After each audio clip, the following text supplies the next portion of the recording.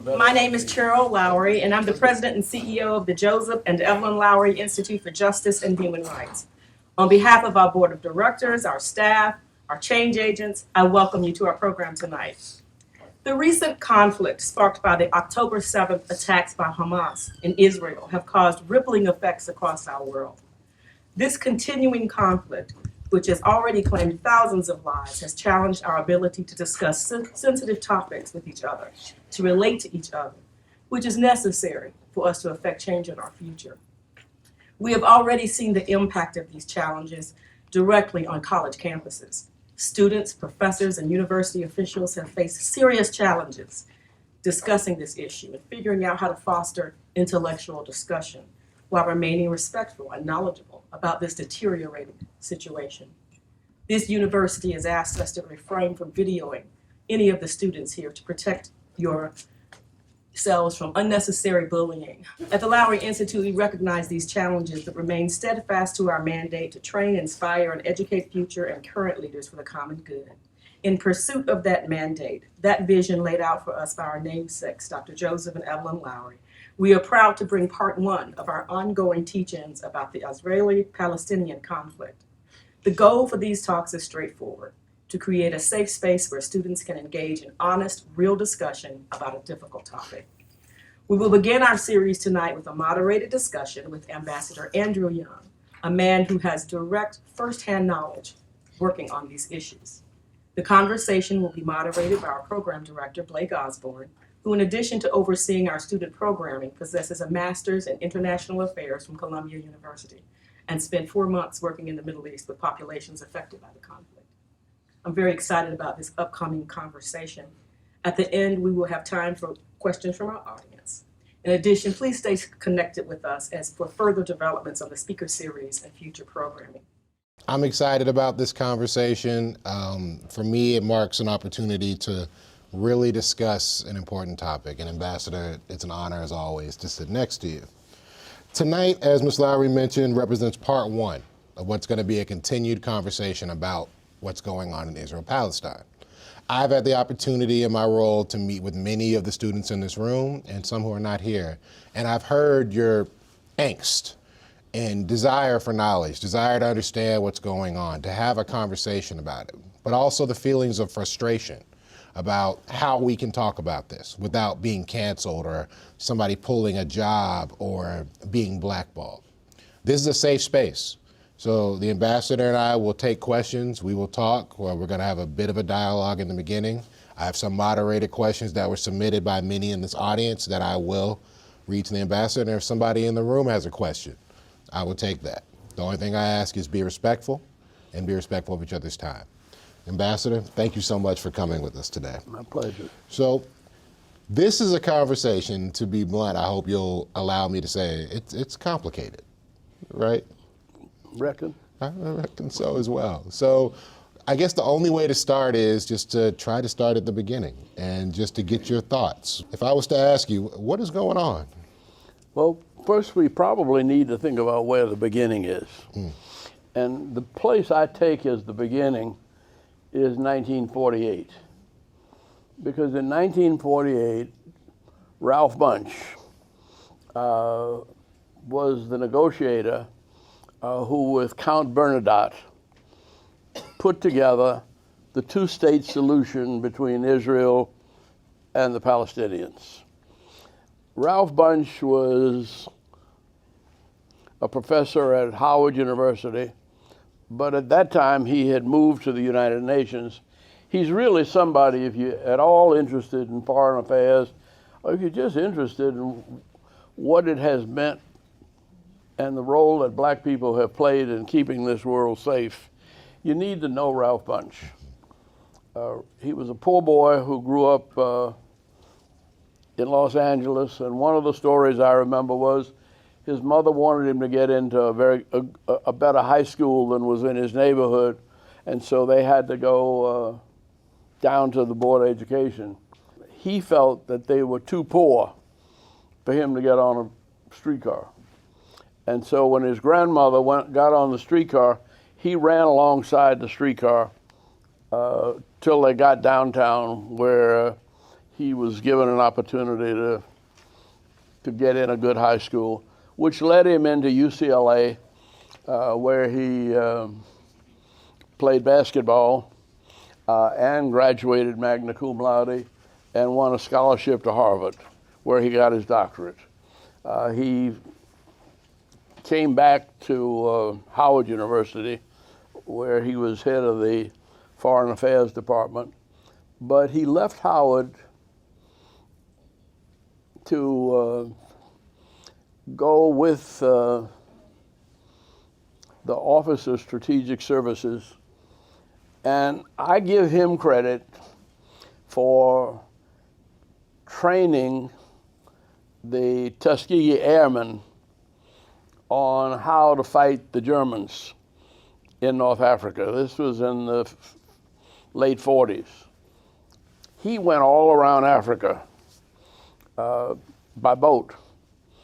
And he did the only intelligence that was available on Africa by anybody. It was done by Ralph Bunche, because he visited every single country in Africa.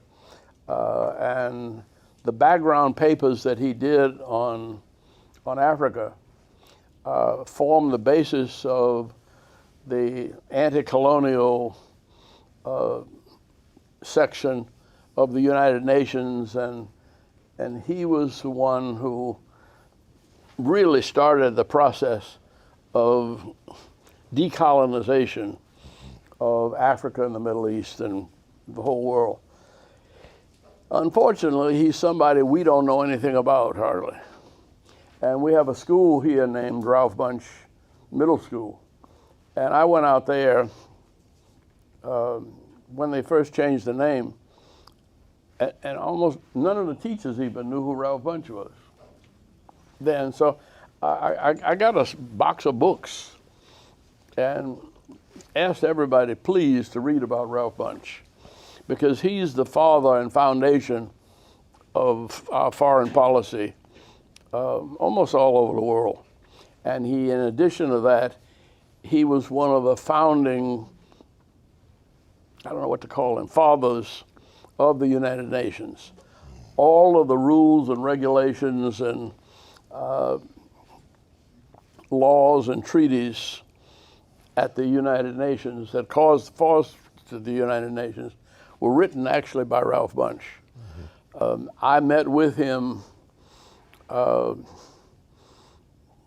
with Dr. King, exactly 1 year to the date before Dr. King was killed. And he cautioned us then. And he said, look, actually there had been 3 different attempts to assassinate him in the work that he was doing with the United Nations. A plane that he was on, it was supposed to be on, was shot down over the Congo. He was supposed to be with his partner in the Nobel Prize discussion, Count Bernadotte, and there was a fog over the island of Crete, which is where he was, so the plane couldn't land and pick him up. So he was not in the car, which they thought he was in, and they killed everybody in the car, but he had missed it. But there were 2 or 3 instances like that throughout his career, and yet he survived and lived and worked until he retired at the United Nations. But Ralph Bunche is somebody that you really ought to look up. And if you're at all interested in foreign affairs, because the 2-state solution that created the Israel and Palestine problem or opportunity, I've been playing around with this since 1948, as was Dr. King. Mm-hmm. And well, we've always had a very close relationship with the Jewish community. I would say that SCLC's, at least half of the money that we raised for the civil rights movement came from my Jewish friends. There's always been a very close relationship between the Jewish community and the black community in Atlanta, because when Dr. King won the Nobel Prize, they were having a dinner in his honor, and it was being sponsored by the Jewish rabbi of the temple. And the temple was bombed and swastikas were put on it to try to protest them recognizing Dr. King in a dinner.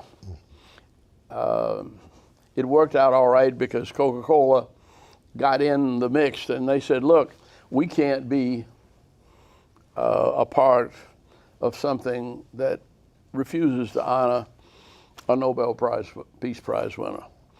And Coca-Cola threatened to move out of Atlanta if they blackballed Martin Luther King in this dinner. And that's a struggle that goes all the way back to well, as far back as you can find our history. But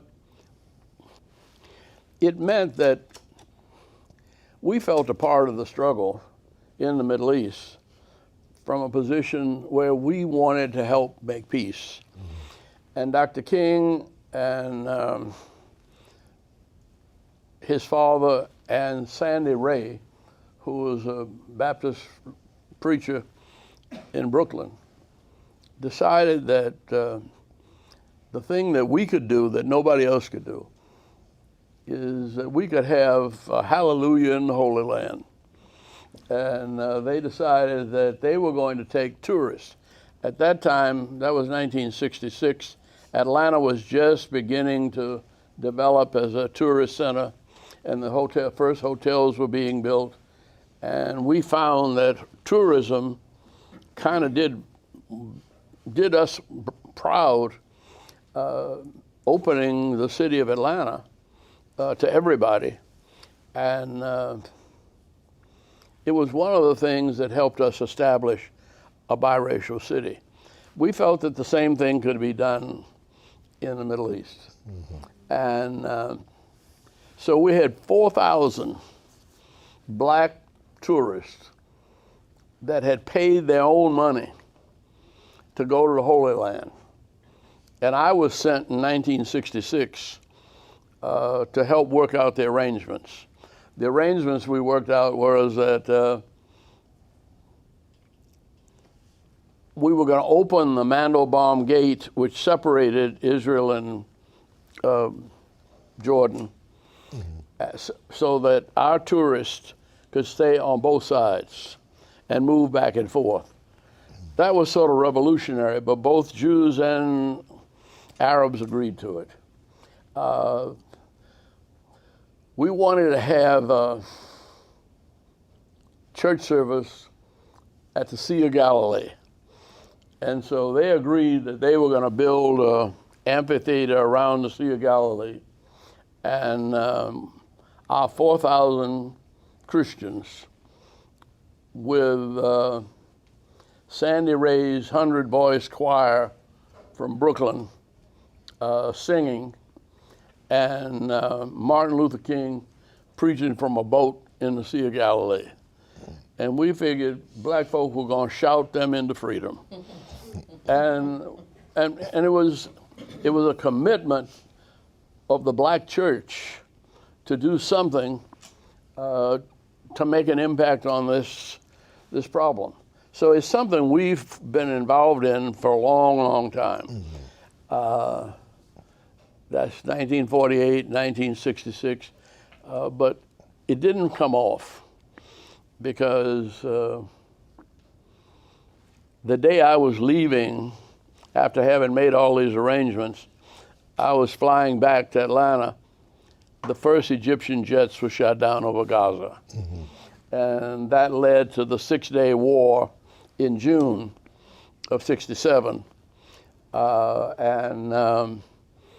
There was just no peacemaking casually after that. Just to crystallize this timeline, because the ambassador's hitting on it, I think 1948 is the appropriate time.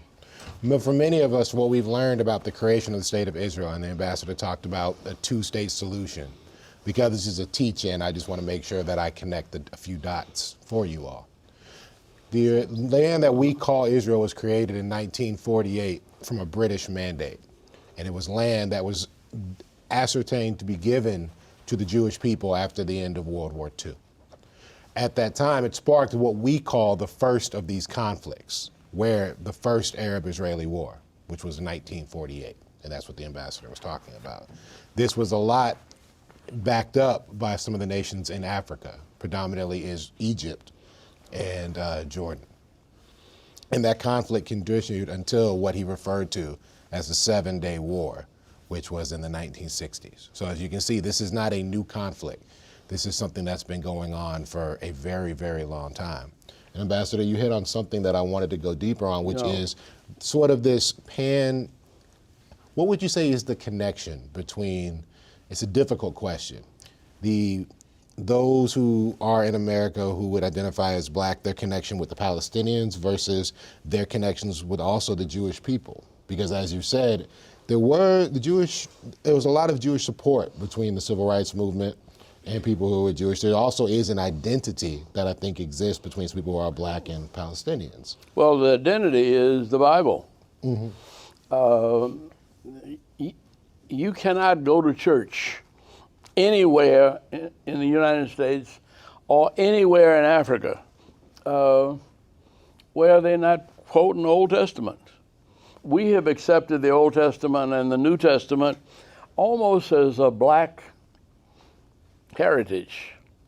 That Martin Luther King's words, we've been through the slavery of Egypt, we've wandered in the wilderness of separate but equal, and now we're ready to march into the promised land. I grew up on that. And almost everybody else black did at some time or other, if you went to church. If you didn't go to church, you might have missed it. But if you had gone to church, that's what they were talking about. And most of the quotations that we remember from Martin Luther King, he says, for instance, that black men and women in slavery had more faith and courage than the prophets of the Bible. And that when Jeremiah said, is there no balm in Gilead? Is there no physician there? When he was under the oppression of Egypt, black men and women in slavery, as Dr. King put it, turn Jeremiah's question mark into an exclamation point. And they said, there is a balm in Gilead that makes the wounded whole. There's a balm in Gilead that heals the sin-sick soul. And when I get discouraged and think my work's in vain, then comes the Holy Spirit that revives my soul again. Because, as he finished, because there is a balm in Gilead that makes the wounded whole. And so our whole heritage has been locked in with the heritage of Jews in the Old Testament. And so it was very natural for these two churches to want to do something to make peace in the Middle East. Now, it wasn't easy then, and it's never been easy since. But it's complicated enough so that I don't feel that I can judge. Now, it's further complicated by the fact that Israel is not united. That the people who were killed on the 7th, who were attacked, the 1,200 people who were attacked on the 7th of October in Israel, Israelis, they were attacked by Hamas. Those were people that just a few weeks before had been marching in Israel against Netanyahu. And Netanyahu is sort of like a Jewish Trump. And he's serving as the prime minister but he only got 22% of the vote. And his support doesn't come from the majority of people in the state of Israel. His support comes from the different tribal groups who have come to Israel from their own persecutions throughout the Middle East. Some came down from Russia, some came from, all over. You know more than that about that than I do, the details of where they came from. But there's been a steady, Ethiopia. And they're Messianic Jews as well, from Mesopotamia as well. Now where's Mesopotamia? I think now they call it from Jordan, from the eastern region of Yeah, Europe. okay. And those are brown people for the most part.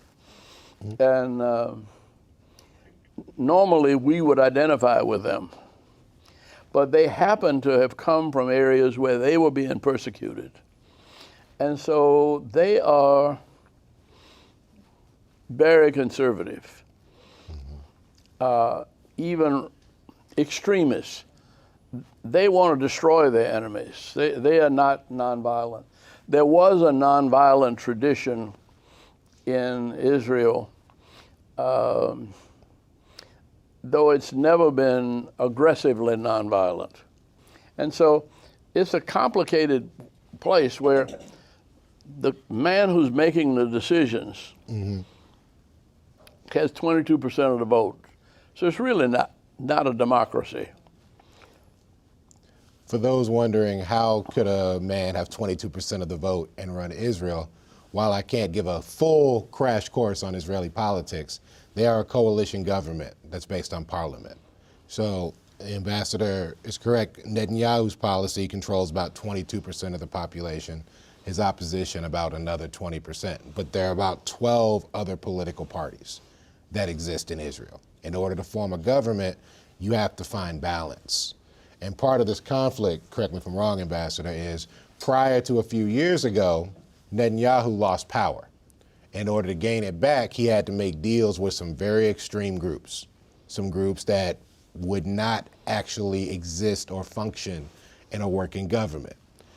These groups have wanted things such as, when we talk about the two-state solution, and I know we're running through a lot of things, so if I ever use a term, or if the ambassador uses a term you don't understand, stop me. When we say the two-state solution, there's Gaza, there's Israel in the middle, and then there's the West Bank. And so a lot of the conflict exists between where those boundaries are and who owns those churches and that land. A lot of revolutionary or extreme groups, as we would call them, want that land, and they're fighting over it. So in order to seize power, Prime Minister Netanyahu agreed to let them start raising homes. Well, not to get preachy, but when you start raising people's homes, you start creating what you would call terrorists. When he says raising, he means tearing down their homes. One village and building an Israeli village. Yes. And that's the Israeli settlers who are really going into land that they are not entitled to. Yes. And they're claiming it by force. Yes. So there's a lot, but this puts, us on, most of the people who are coming into Israel from these other areas are my color and darker.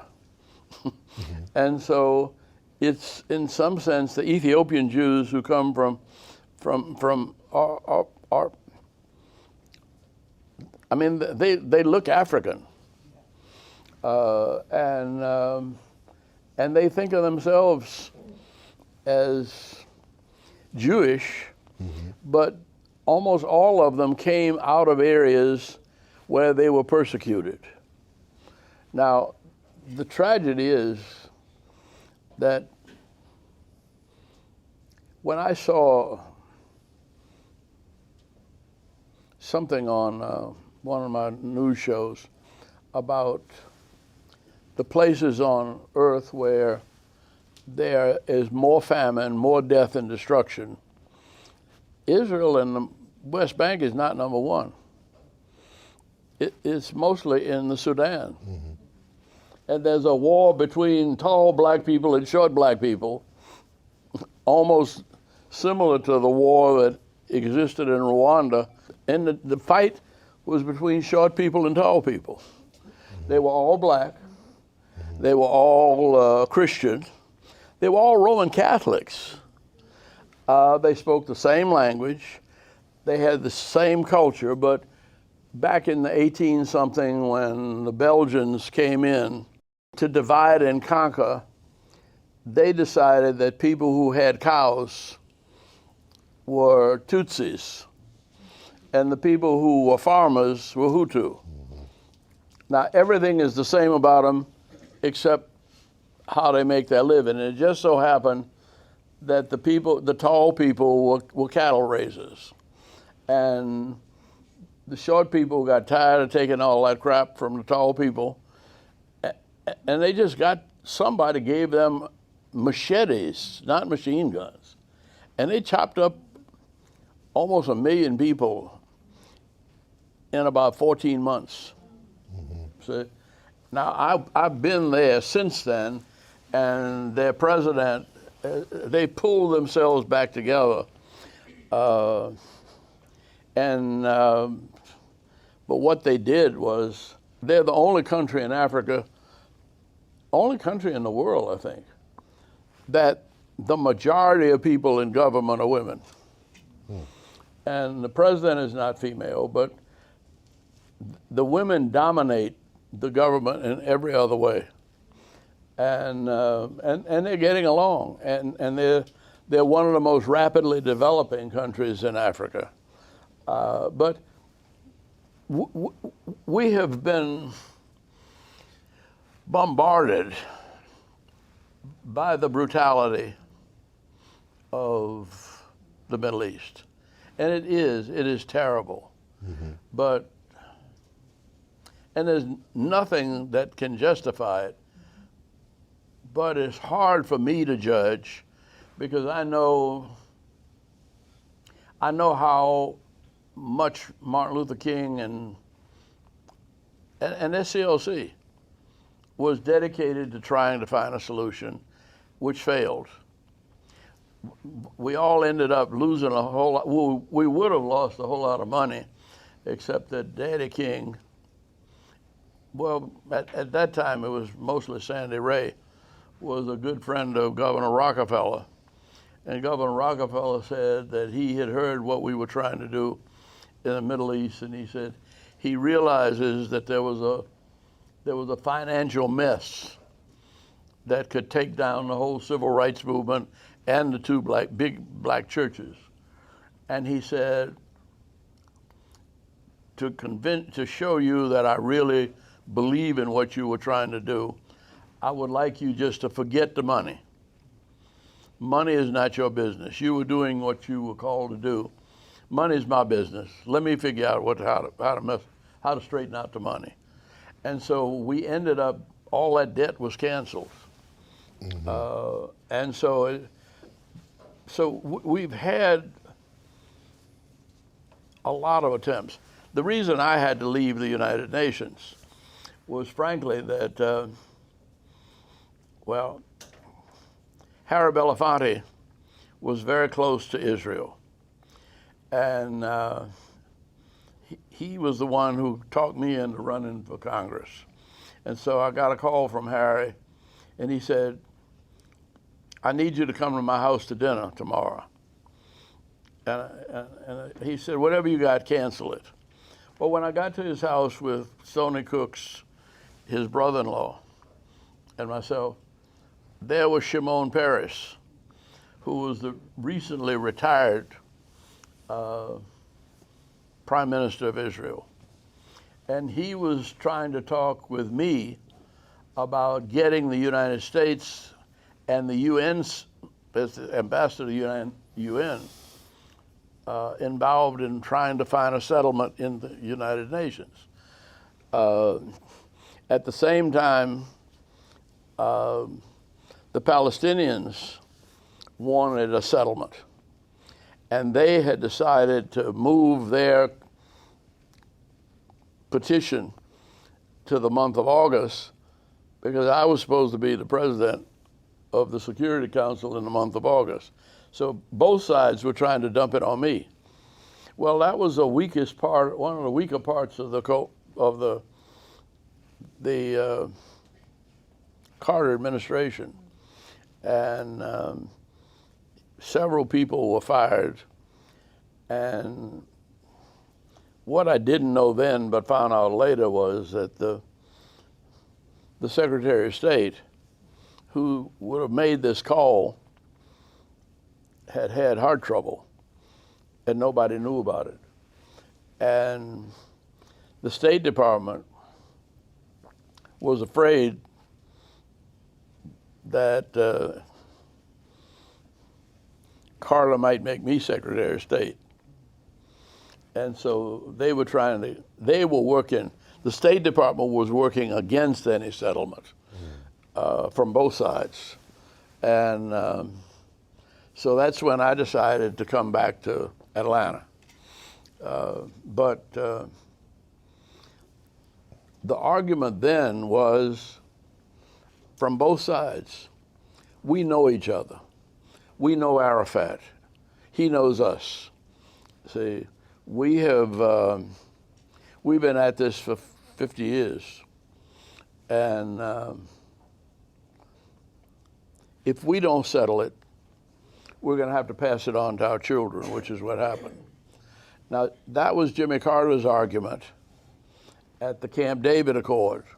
When he got Sadat and Begin to come together, they talked and argued for a week, 2 weeks. And then they finally decided they couldn't reach any agreement. And they were packed up, ready to go. And Jimmy Carter thought of, remembered a picture that he had of Menachem Begin, the Israeli prime minister, and his grandchildren. And he had it blown up, and he presented it to him as a going away gift. Well, when Begin saw it, he got the message that Carter wanted him to get, that if we don't settle this, we're just passing the troubles on to our grandchildren, which is what happened everywhere except between Israel and Egypt.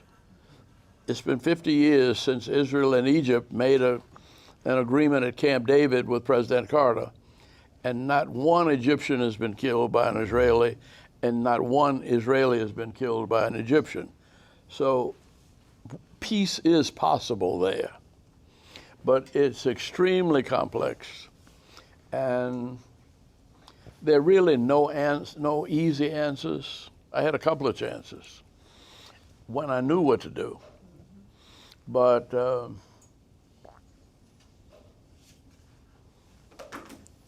I think that's one of the overriding questions, right, is what do we do? And speaking of questions, I wanted to go through a couple of them that we got from the audience. I really appreciate this. I think this has been an informative discussion.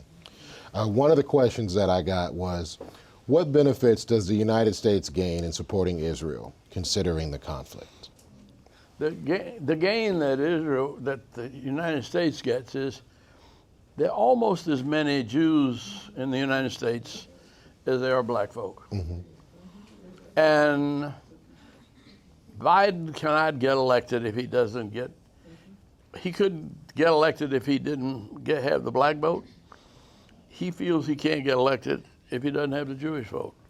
Most people want the United States to support the survival of the Jewish people. Mm-hmm.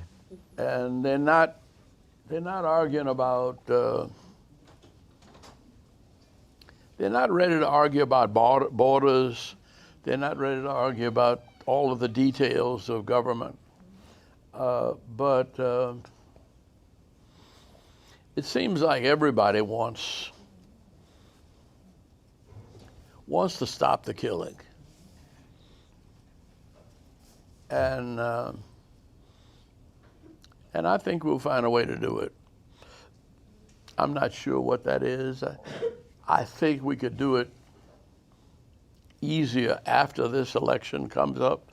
I could go through a lengthy military explanation of why they would do it, but go to Columbia and take a military class and it'll be more interesting for you.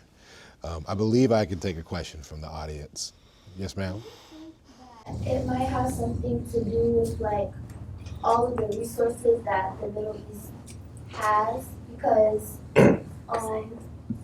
like with Africa per se, right? Like the United States has funded, different wars and stuff there to destabilize them so that they and the other, countries in the Western Hemisphere can take advantage of the resources that are there in Africa while exploiting their people and not, doing what they have to do. Do you think that this might be one of our country's, other many attempts to destabilize a country or a region for resources that we can extract from them? Well, if I may, now you've engaged me. So not to get further pointing to a map, but if you could think of a map of the Middle East, across the desert from Israel is a country known as Iran, which, when we talk about international affairs, is one of the United States' biggest rivals. So one of the reasons why the United States would want a strong country across from one of their rivals is it weakens your rival. In terms of strict resources, we don't really get a lot of oil from Israel. We do a lot of trade with them, but we don't gain a lot back from them. But it's mainly more of like a geopolitical stabilization. Think about it this way. If you're friends with somebody but you're not friends with the person sitting at that table, right? You don't want the person at that table to become very strong. So if I build my friends over here and I pour into this place and they become strong, now their rival is focused on them, and that weakens the rival. In international affairs, that's how we would phrase it. In terms of, I don't know if you would change that, but that's how we would view that. I think that the way we're functioning in the world now is a balance of power. And it's sinful and criminal. Both Russia and the United States have atomic weapons. Korea has North Korea has atomic weapons. Israel. Iran has atomic weapons. South Africa had atomic weapons and gave them away. Didn't want to have them because there's a burden that comes with power, that if you are amongst the most powerful, you are blamed for everything, because they figure you have the capacity to straighten it out, which may or may not be true. I think we could straighten that. I think we could have straightened that out easily in 1977. Mm-hmm. If President Carter had had another term, we would have settled that. But he didn't get another term, and he didn't get another term because of inflation. Well, nobody really knows what inflation is. We live with it, and unless you get a degree in economics, nobody ever defines it for you. You just figure inflation is, that gasoline prices are going up, and you know that it's more expensive to get a loaf of bread or a gallon of milk or a dozen eggs at the grocery store. And when things get to the place where you have a hard time making ends meet, people say it's inflation and we need to start all over again, get a new crowd. And that's what they did with President Carter.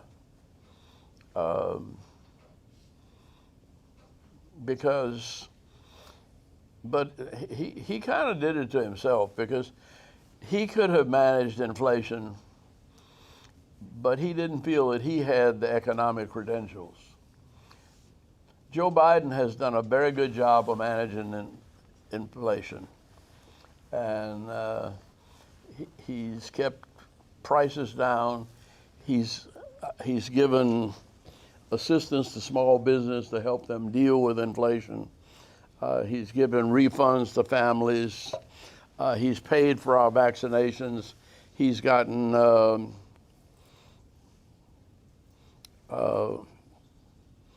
prices of medicines for diabetes that many poor people, and especially many black people, can't live without. And he's, piece by piece, he has done a very good job of managing inflation. One of the questions I got, Ambassador, is what's currently going on in Gaza? And a student mentioned to me, and another member of the room, so I know this question must be relevant on people's hearts, is how come this isn't a genocide? And how do we deal with this idea of genocide and feeling like what's happening in Palestine is a genocide? Based off of your experience, and I can give more of, I guess, a scholarly, boring definition, but do you feel, how would you comfort someone who says, hey, they're committing genocide? I'd agree. Yeah, I would too. No, I mean, when you're killing people right and left, but here's where I would back off. Who is at fault? See, I mean, who is committing genocide? That's a hard one. See, I mean, everybody's killing everybody else. And they are not killing, I mean, the Hamas does not necessarily represent all of the Palestinian people. And they just hate Israel. And they don't mind the Palestinians getting killed if Israelis can be blamed for it. Because they're killing Palestinians. I mean, they just want control. And they're being funded by people who just don't want peace in the world. And people assume, and they might be right, that if the world is peaceful, it's going to be harder for them to stay in power. Mm-hmm. Like if the economy of Iran, one of my peace plans, and I thought we could do it from Atlanta. There's a big Iranian population in Atlanta. Mm-hmm. And you might not know that they're Iranian, but I happened to stumble into, what is it, Sufi, and then, I mean, I happen to like Iranian food. And I never knew it was Iranian food. I just stumbled into those restaurants because the next one I was thinking about was crowded. And I went in and I liked the way they do. I mean, they do chicken completely different than us. And I don't like rice come from New Orleans because we only had sticky rice. Iranians cook rice so it doesn't stick together. And they flavor it, you know, and I don't know where I learned to like Iranian food, but I did. And so I got a lot of Iranian friends. And many of them came to this country to escape the Shah. Mm-hmm. Now, who was put in office by us. But the Shah was put in office by England and the United States. And Mossadegh, the president, had been democratically elected in Iran. Mm-hmm. And he controlled the oil. He nationalized the oil. And Britain didn't like that. And it was the British that did the overthrow, but they got the U.S. to be quiet and agree to it. And so the Shah was there because we allowed him to be put there. So this, that was back in 1952, something like that. 1954. 54. 54. I mean, so we're dealing with the sins of the fathers under the third and fourth generation of those that disobeyed God. And I don't know who to blame. And in fact, if you'll excuse an expression that I find very accurate, but maybe a little uncouth. In the Second World War, everybody used the term snafu. You know what snafu stands for? Situation normal, all fucked up. And that's what it is. Now, we didn't create it. See, I had nothing to do with any of that, but it got me fired from a job.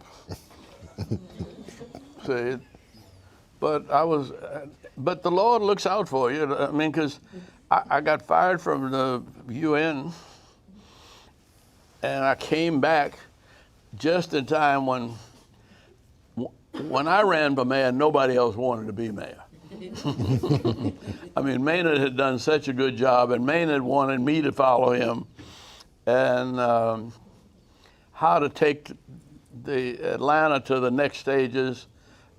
I mean, my background at the UN and in the Congress and everything helped me be prepared to come back here as mayor of Atlanta. So I've done the best I could with what I had to work with. Speaking of politics, this is a good place to get to my final question, and I thank everybody for coming. One of the questions I got from a student that I was very interested in, that I thought that you would enjoy kicking around with me as well, is you talked about the sins of the fathers, which I think is relevant because I had a conversation with somebody who is in the generation of these students who told me that this was a conflict and this war was making them think very hard about what they were going to do in terms of the election, whether they were going to vote, who they were going to vote for, and a lot wrote on that, which is interesting to me because I've been studying foreign policy for years and I feel like nobody else wants to talk about it. But that's cool. We can talk about conflict. But I talked to somebody else from a different generation. I won't name them, so I won't say their age.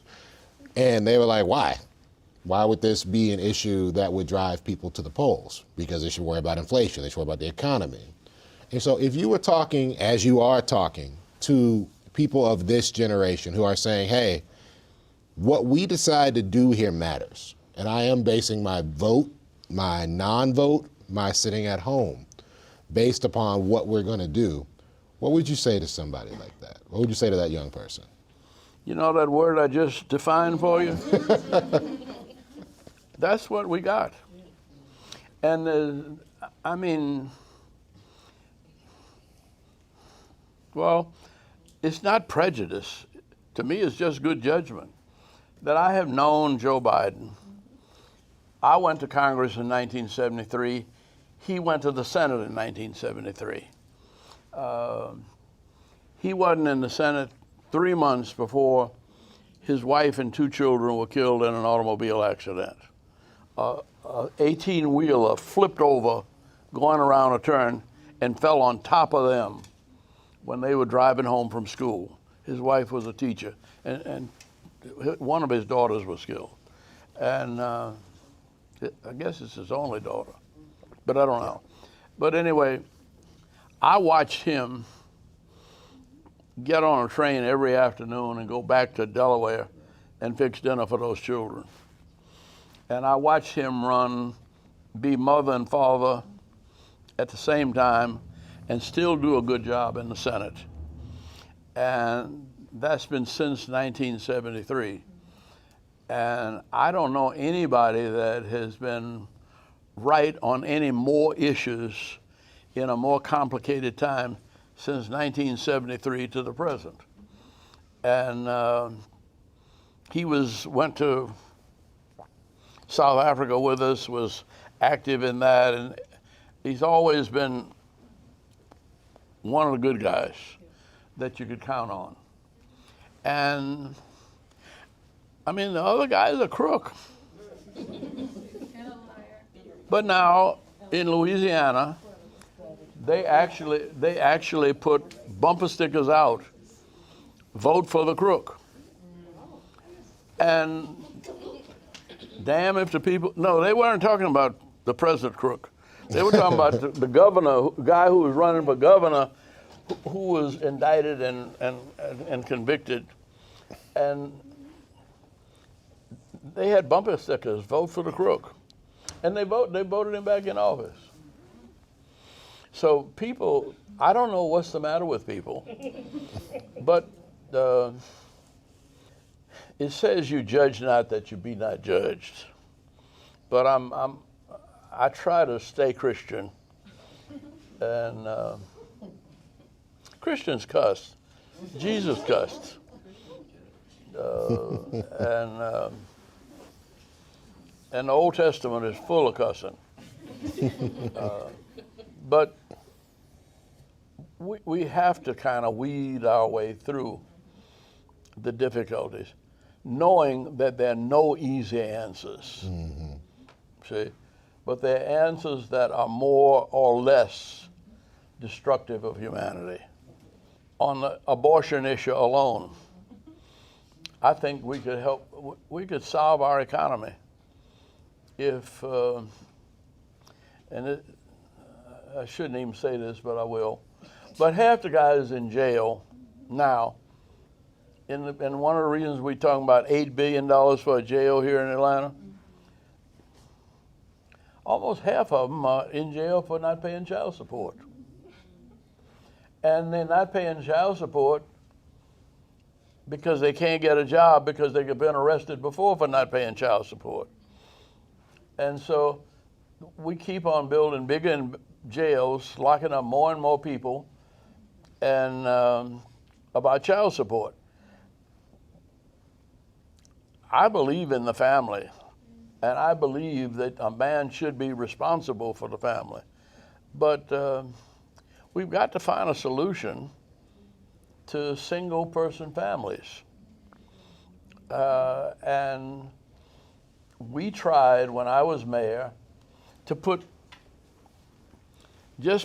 more young men in elementary schools. We couldn't get them as teachers, but we got them as police officers. Now, that's controversial now, but it wasn't then, because we put them in police athletic league T-shirts. They didn't have guns. They were not. They were there just to be male images for, in classrooms with a lot of boys who had no male discipline in their lives. My wife was a teacher, and the first day of school in Connecticut, Hartford, Connecticut, third grade, one little boy got in an argument with another little boy, pulled him out of the chair. He grabbed the scissors and was about to stab the little boy with the scissors when she grabbed his arm. And I mean, she came home saying, "I'm sorry, I can't work there. I can't teach there." So I went to school with her the next day. Now, it's not always this simple, but I went to the principal and I talked to her about the incident. But then I called the boy's mother and asked if I could take him home with me for dinner. And she said she was so glad to get rid of him, she didn't know what to do. See? But I took him out to my house, and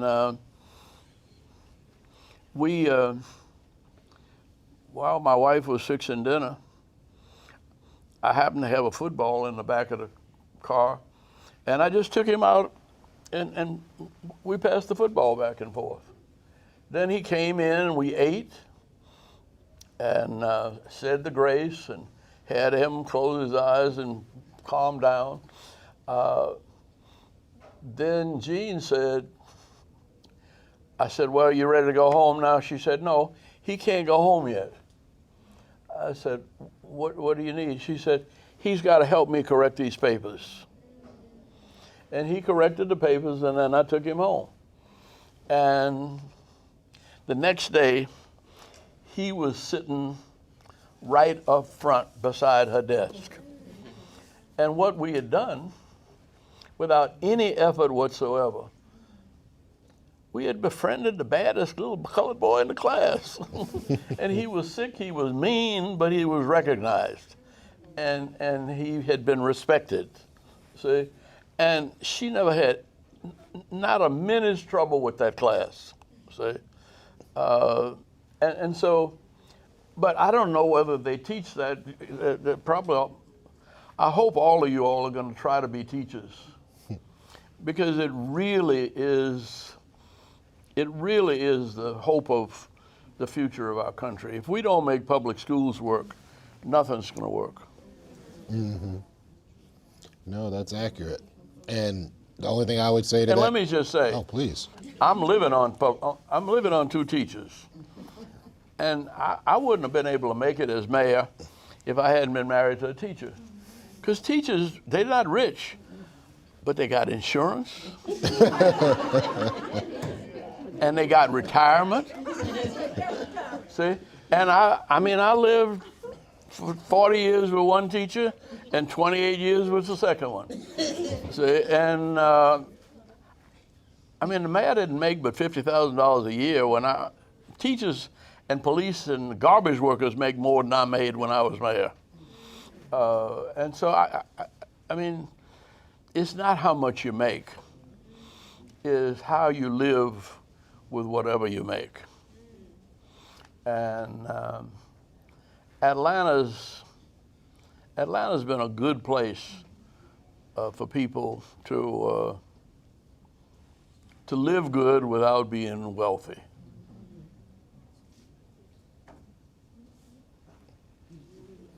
Well, thank you, Ambassador Young, and I want to thank everybody for coming and being a part of our part one, talking about the Israeli-Palestine conflict and getting a little bit more information too about domestic things. We're going to continue this conversation. The next time we'll go deeper into some topics. We'll continue to talk about the current, conditions, what's going on, and confronting how we deal with censorship and how we create safe spaces for students to talk. I want to thank everybody for coming. Thank you, Ms. Lowery, for allowing us to have these talks. Thank you to those who have come. I'm not supposed to say names, so I'm not, but I see who's here. I thank you for being here. I thank our partners. I thank all the organizations working with us, and I hope you all get home safely. Have a good evening.